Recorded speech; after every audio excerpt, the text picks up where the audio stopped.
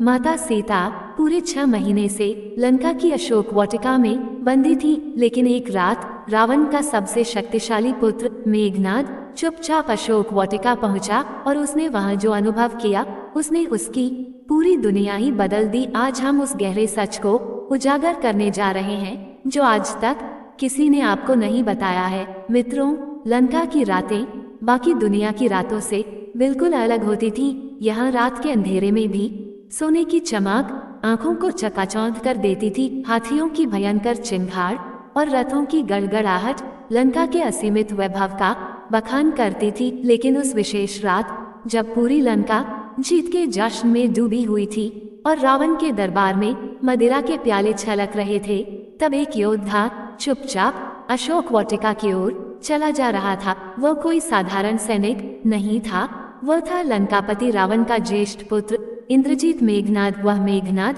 जिसने स्वयं देवराज इंद्र को युद्ध में परास्त करके बंदी बनाया था। आज उस महापराक्रमी मेघनाद के मन में एक अजीब सी बेचैनी थी, एक ऐसा द्वंद्व था जो उसे सोने नहीं दे रहा था। उसने बड़े बड़े युद्ध के मैदान देखे थे, देवताओं के अहंकार को तोड़ा था और ब्रह्मास्त्र का अचूक संधान किया था, लेकिन आज उसके कदम किसी और ही वजह से भारी हो रहे थे। उसके भीतर सवालों का एक तूफान उठ रहा था। बात ये थी कि उसके पिता रावण को माता सीता का हरण किए हुए पूरे 6 महीने बीत चुके थे और उन 6 महीनों में सीता माता ने ना तो अन्न का एक दाना खाया था, न ही किसी से कोई बात की थी। हर दिन पहरा देने वाली राक्षसियां दरबार में आकर यही खबर लाती थी कि वह वनवासी स्त्री आज भी वैसी ही अडिग बैठी है। मेघनाद को ये बात बिल्कुल समझ नहीं आ रही थी, क्योंकि उसने दुनिया में बहुत सी स्त्रियां देखी थीं, रोती हुई, गिड़गिड़ाती हुई और समय के साथ परिस्थितियों के आगे झुकती हुई स्त्रियां। लेकिन अशोक वाटिका में बैठी ये स्त्री किसी भी तरह से टूट नहीं रही थी। ये स्त्री तो जैसे किसी पर्वत की चट्टान से भी ज्यादा मजबूत थी। मेघनाद के मन में एक गहरी जिज्ञासा उत्पन्न हुई कि आखिर इस साधारण सी दिखने वाली स्त्री में ऐसी कौन सी शक्ति है जो इसे इतने कष्टों के बाद भी टूटने नहीं दे रही है। क्या ये सिर्फ राम के प्रति उनका प्रेम है या इसके पीछे कोई और भी गहरा सच छिपा है? इन्हीं सवालों के जवाब ढूंढने वह आज अशोक वाटिका के द्वार तक आ पहुंचा था। अशोक वाटिका में प्रवेश करते ही मेघनाद के कदम अचानक रुक गए। वहां का वातावरण लंका के बाकी हिस्सों से एकदम विपरीत था। बाकी लंका में जो तेज, जो घमंड और जो कोलाहल था वो यहाँ बिल्कुल नहीं था। यहाँ एक अजीब सी अलौकिक शांति थी, ठीक वैसी ही शांति जैसी किसी महान तपस्वी के आश्रम में होती है। घने अशोक के पेड़ों की ठंडी छाया में एक छोटी सी शिला पर माता सीता शांत भाव से बैठी हुई थी। उनके दोनों हाथ जुड़े हुए थे और उनके होंठ धीरे धीरे हिल रहे थे।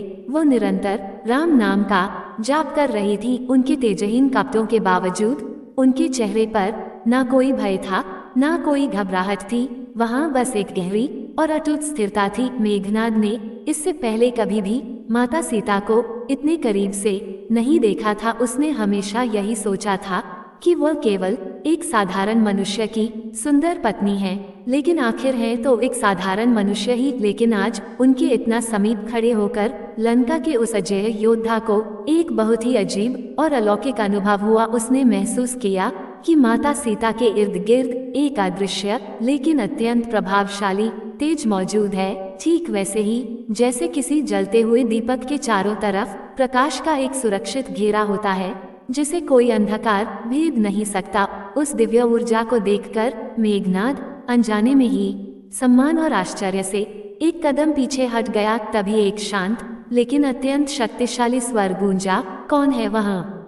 माता सीता ने अपनी आंखें खोले बिना ही पूछा। तीनों लोगों को थर्रा देने वाला मेघनाद एक पल के लिए हिचकिचाया। उसके शब्द जैसे गले में ही अटक गए। फिर उसने संभलते हुए अपना परिचय दिया, मैं मेघनाद हूँ देवी, लंकापति रावण का पुत्र। माता सीता ने बहुत ही धीरे से अपनी आंखें खोली। उनकी उन आंखों में मेघनाद के लिए ना कोई क्रोध था और ना ही लंका के सबसे बड़े योद्धा का कोई भय था। वहां बस एक अत्यंत शांत और करुणामयी दृष्टि थी जो मानो मेघनाद के शरीर को चीरकर उसके भीतर की आत्मा को देख रही थी। उन्होंने एक हल्की सी मुस्कान के साथ कहा, मैं जानती थी कि तुम एक दिन अवश्य आओगे। बैठो मेघनाद। ये सुनकर मेघनाद बुरी तरह चौंक गया। उसने कभी सपने में भी अपनी शत्रु की पत्नी से ऐसे आत्मीय स्वागत की उम्मीद नहीं की थी। वह बिना कुछ बोले धीरे से पासी रखे एक पत्थर पर बैठ गया। आज वह वहां लंका के सबसे भयंकर योद्धा की तरह नहीं, बल्कि ज्ञान की खोज में निकले एक जिज्ञासु शिष्य की तरह बैठा था। तुम आज यहाँ क्यों आए हो? सीता माता ने अत्यंत सौम्यता से पूछा। मेघनाद ने बिना किसी छल कपट के एकदम सच बोल दिया, मैं केवल ये जानने आया हूँ देवी कि तुम इतने कष्टों के बाद भी टूटती क्यों नहीं हो। सीता माता के होठों पर एक अत्यंत गहरी और रहस्यमयी मुस्कान आई। उन्होंने कहा, ये प्रश्न पूछने के लिए तुम्हें बहुत बड़े साहस की आवश्यकता थी मेघनाद, और तुम्हारे इसी साहस के लिए मैं तुम्हें उत्तर अवश्य दूंगी। लेकिन ये याद रखना कि यह उत्तर सुनने के बाद शायद तुम्हारी यह पूरी दुनिया, तुम्हारे विचार और तुम्हारा जीवन हमेशा के लिए बदल जाए। मेघनाद ने एक बहुत गहरी सांस ली और दृढ़ता से बोला, मैं उस सच को सुनने के लिए पूरी तरह तैयार हूँ देवी। अशोक वाटिका में रात का सन्नाटा और भी गहरा हो गया था। दूर कहीं से लंका के विजय उत्सव की ध्वनियां आ रही थीं, लेकिन वाटिका के उस कोने में जैसे समय पूरी तरह थम गया हो। माता सीता ने एक पल के लिए मेघनाद को देखा, फिर अत्यंत शांत लेकिन भीतर तक गूंजने वाले स्वर में बोलना शुरू किया। उन्होंने कहा, मेघनाद, तुमने पूछा कि मैं टूटती क्यों नहीं, तो इसका सबसे बड़ा कारण यह है कि मैं यहाँ बंदी बनकर नहीं आई हूँ, मैं यहाँ अपनी इच्छा से हूँ। ये सुनकर मेघनाद की भौहें आश्चर्य से तन गईं। अपनी इच्छा से? देवी, मेरे पिता ने तुम्हें बलपूर्वक यहाँ लाया है, ये तो सारा संसार जानता है। सीता माता ने धीरे से सिर हिलाया और बोली, नहीं मेघनाद, तुम्हारे पिता का रथ केवल मेरे शरीर को यहाँ ले आया है, ये सच है। लेकिन मेरी आत्मा वही है जहाँ राम है, और जहाँ आत्मा है वही तो असली स्त्री है। जो तुम्हारे सामने यहाँ बैठी है वह केवल एक देह है। देह को जंजीरों में बांधा जा सकता है, बंदी बनाया जा सकता है, लेकिन किसी की आत्मा को कभी बंदी नहीं बनाया जा सकता। मेघनाद ने ये गूढ़ दर्शन पहले कभी किसी से नहीं सुना था। उसने वेद पढ़े थे, शास्त्र जाने थे, लेकिन ये सत्य उसे भीतर तक विचलित कर रहा था। उसने तर्क देते हुए कहा, लेकिन देवी, तुम यहाँ भयंकर कष्ट में हो, तुमने 6 महीने से अन्न जल ग्रहण नहीं किया है, ये तो स्पष्ट दिखता है। सीता माता ने एक हल्की सी मुस्कान के साथ कहा, कष्ट? मेघनाद, जिसने अपना मन किसी एक में पूरी तरह लगा दिया हो, उसे बाहरी कष्ट कभी छूते ही नहीं। मुझे भूख नहीं लगती क्योंकि राम का नाम ही मेरे लिए भोजन है। मुझे नींद नहीं आती क्योंकि उनका ध्यान ही मेरे लिए सबसे बड़ा विश्राम है। और मुझे कोई डर नहीं लगता क्योंकि उनका अटूट विश्वास ही मेरा अभेद्य कवच है।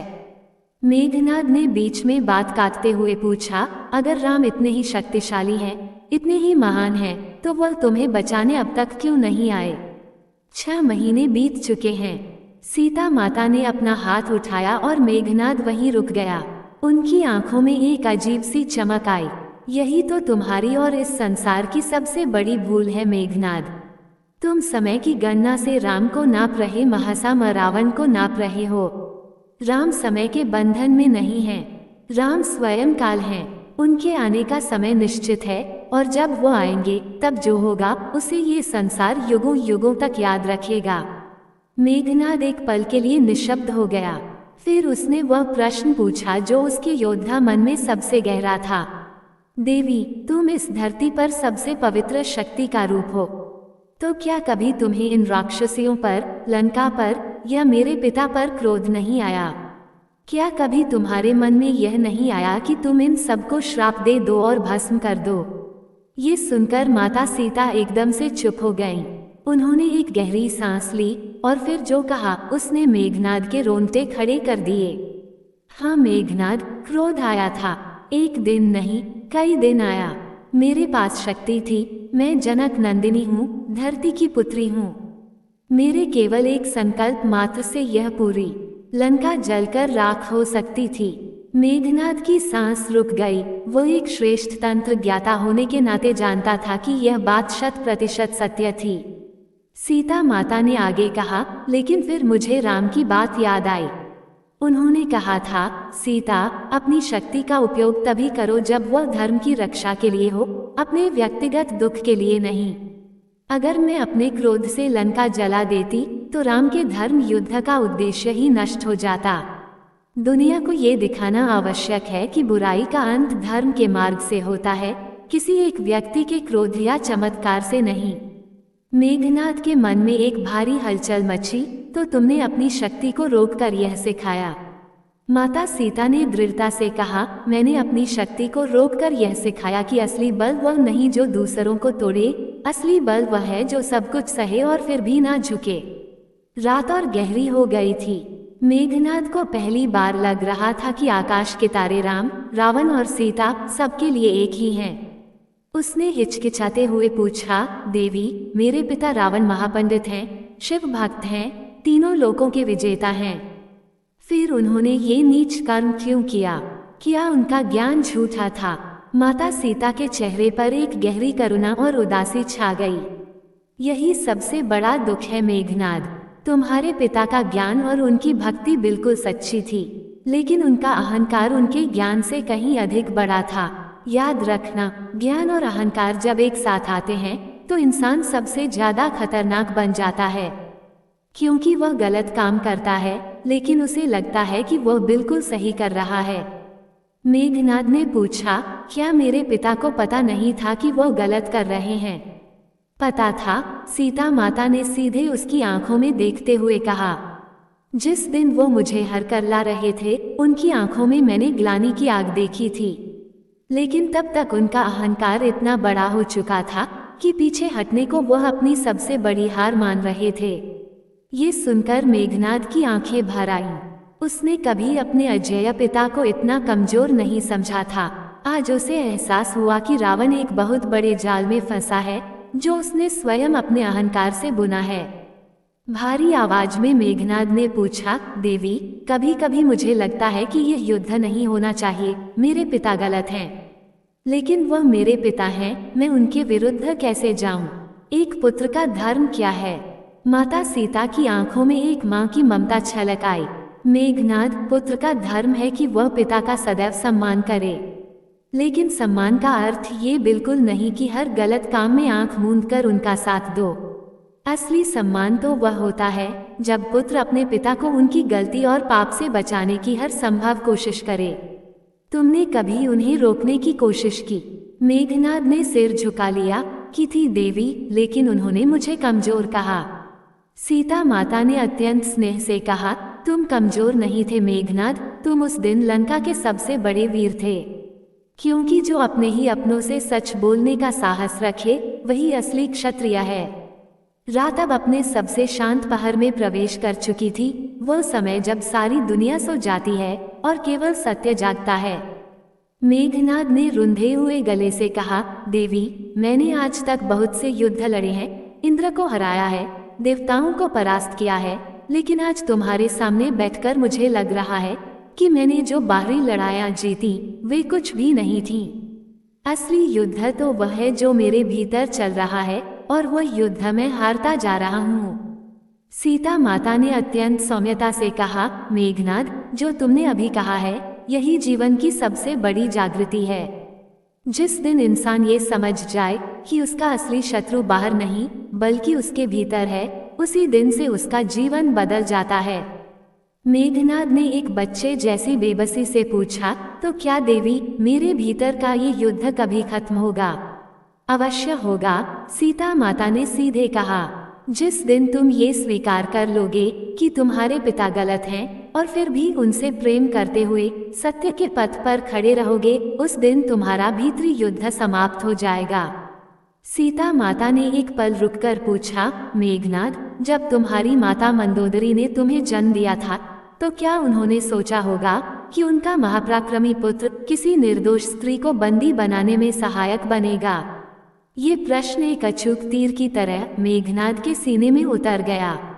उसकी माता मंदोदरी, जो स्वयं एक अत्यंत पवित्र और धर्मनिष्ठ स्त्री थी, उन्होंने भी तो उसे कई बार रोका था। मेघनाद की आवाज भारी हो गई। मेरी माँ ने मुझे रोका था देवी, वे बहुत रोई थीं। सीता माता ने समझाया, तो तुम्हारे घर में भी धर्म की आवाज गूंज रही थी मेघनाद, बस तुम्हें अपने अहंकार को त्याग कर उसे सुनने की आवश्यकता थी। याद रखो, योद्धा की असली पहचान यह नहीं कि वह किसके लिए लड़ता है, बल्कि यह है कि वह किस सत्य के लिए लड़ता है। अगर तुम्हारे पिता गलत पथ पर हैं, तो उनका विरोध करना विश्वासघात नहीं, बल्कि असली भक्ति है। मेघनाद ने आशा भरी नजरों से पूछा, क्या अब यह विनाशकारी युद्ध रुक सकता है देवी? माता सीता ने कहा, युद्ध तब रुकता है जब कोई एक पक्ष सत्य को स्वीकार करे, लेकिन जब तक रावण का अहंकार बचा है, युद्ध नहीं रुकेगा। और मेघनाद, इस युद्ध का परिणाम मैं जानती हूँ।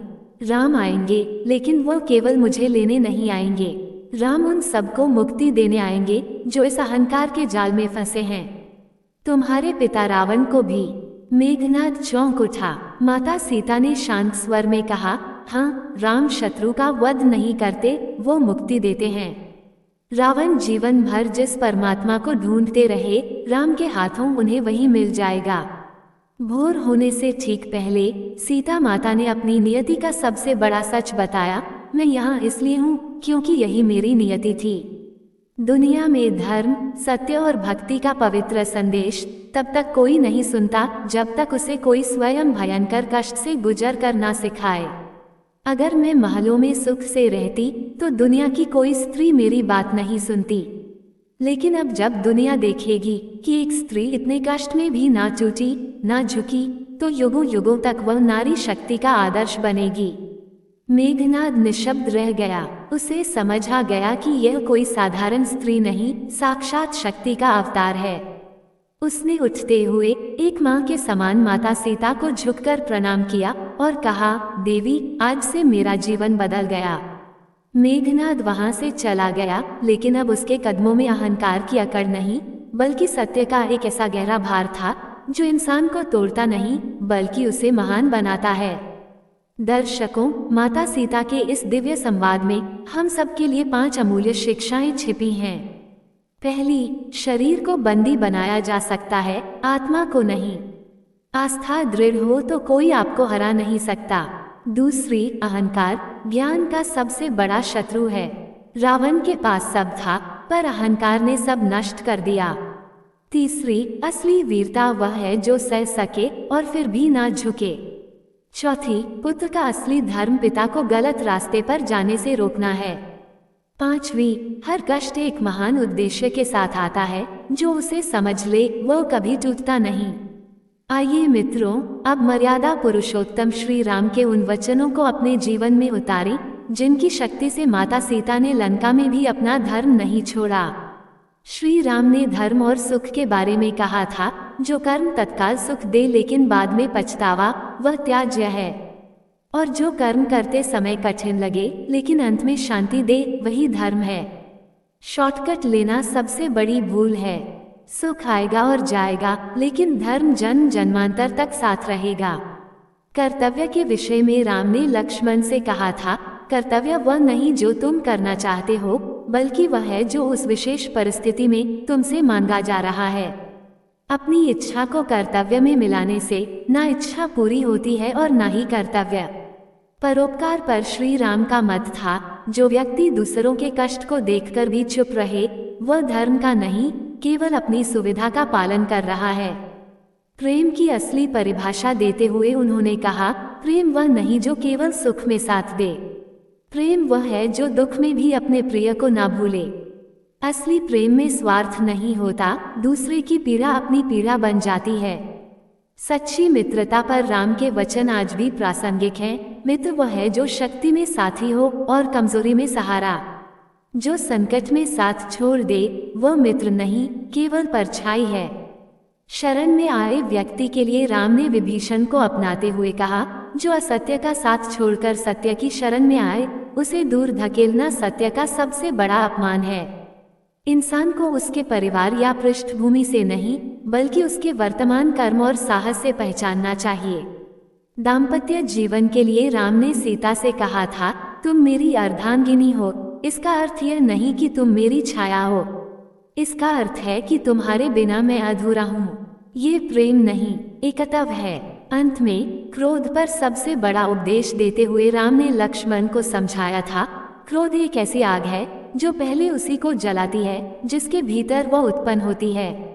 इंसान सोचता है कि वह शत्रु को नष्ट कर रहा है, लेकिन क्रोध में वह पहले अपने विवेक को, फिर धर्म को और अंत में स्वयं को नष्ट कर लेता है। मित्रों, माता सीता का अटूट धैर्य और श्री राम की मर्यादा केवल त्रेता युग की कहानियां नहीं हैं। ये हमारे आज के भटके हुए जीवन के लिए सबसे बड़े मार्गदर्शक सिद्धांत हैं। यदि हम इन वचनों को अपने भीतर उतार लें तो जीवन का कोई भी अशोक वाटिका रूपी अंधकार हमें कभी डरा नहीं सकता। मित्रों, जीवन की इस भागदौड़ में हम अक्सर भूल जाते हैं कि असली युद्ध बाहर नहीं, हमारे भीतर लड़ा जा रहा है।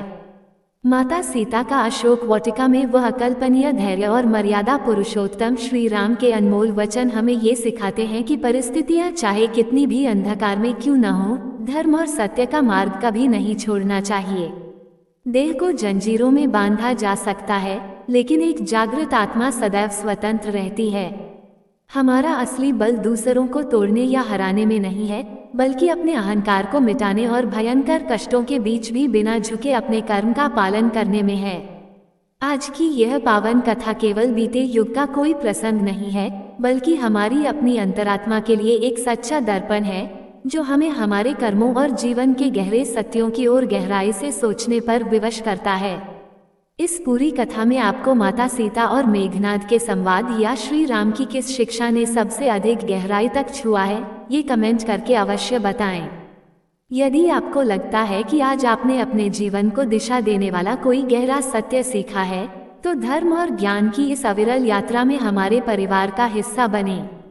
हमारे चैनल को सब्सक्राइब करें ताकि यह ईश्वरीय प्रकाश हर हृदय तक पहुंच सके और हम सब मिलकर सत्य के मार्ग पर आगे बढ़ सकें। जय श्री राम।